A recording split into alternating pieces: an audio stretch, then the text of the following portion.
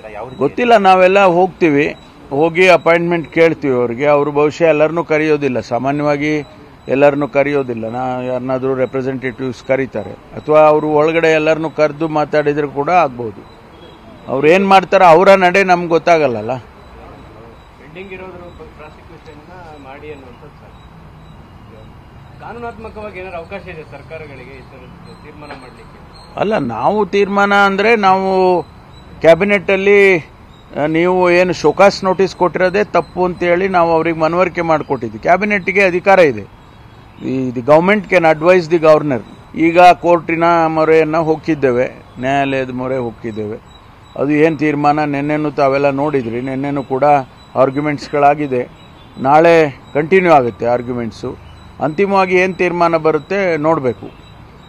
ಆದರೆ ನಾವು ಗವರ್ನರ್ ಅವರಿಗೆ ತಿಳಿಸ್ಬೇಕಲ್ಲ, ಅದಕ್ಕೆ ನಾವು ಬೇರೆ ಬೇರೆ ಕಾರ್ಯಕ್ರಮಗಳನ್ನು ಹಾಕ್ಕೊಂಡಿದ್ದೇವೆ. ಒಂದು, ಇಡೀ ರಾಜ್ಯದಲ್ಲಿ ನಮ್ಮ ಪೊಲಿಟಿಕಲಿ, ಯಾಕೆಂದರೆ ಇದು ಪೊಲಿಟಿಕಲ್ ಇದಕ್ಕೆ ಟರ್ನ್ ಆಗಿಬಿಟ್ಟಿದೆ.